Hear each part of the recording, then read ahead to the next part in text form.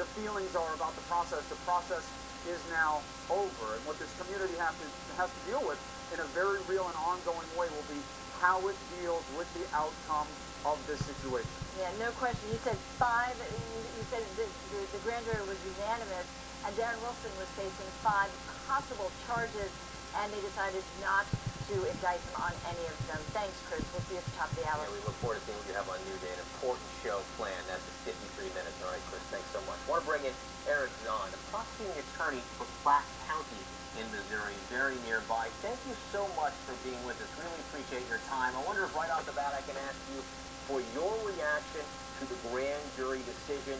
Does it make sense to you based on what you've now seen in the transcripts and the testimony? Well, obviously none of us have had as much time to look at the evidence as the grand jury did. But from what we're hearing at this point, I think the grand jury decision makes sense.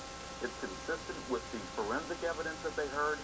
We heard from Prosecutor McCullough that there were various witnesses who were saying very different things about what that evidence showed. But I think what I hope people do will have trust in the system. I know that some people are disappointed in the outcome, but I hope what they'll do at least is trust that the system itself works. Oh, I think we've seen the evidence overnight that there are people who do not trust that the system works. But let's leave that issue aside for a moment, what happened on the streets, and let's continue to focus on the case at hand.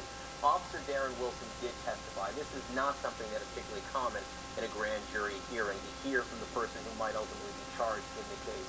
He testified that he felt threatened. I want to read you some of what he said from the transcript. He talked about being punched by Michael Brown, punched twice.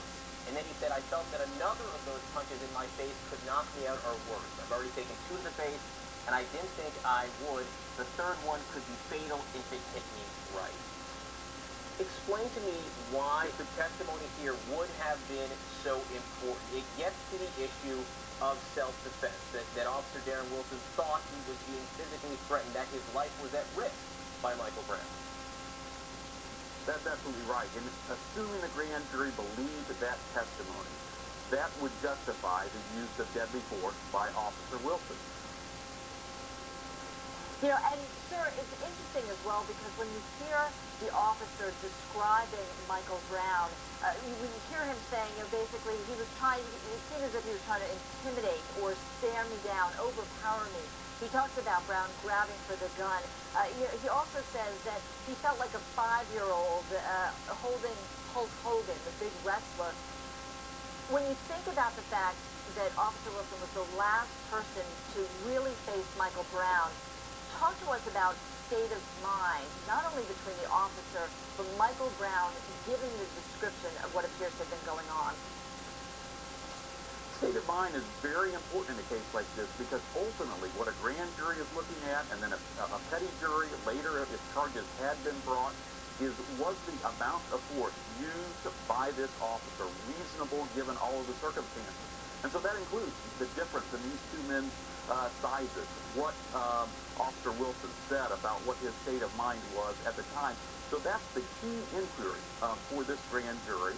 And again, what I hope is that while we know that some people are very, very angry about this outcome, that they'll accept that the grand jury is truly the conscience of this community. Bob McCullough has taken a lot of criticism in this case, but he didn't make a decision here. 12 people on that grand jury have made a decision. Yeah, and I think that's exactly. Yeah, and I think that's exactly the question that John and I want to follow up on, and that is, we heard Chris Cuomo saying that basically the prosecutor could have brought charges independently, that in fact by using a grand jury, he punted. Now the DA has an ethical obligation to only bring those cases in which he thinks he can get a conviction.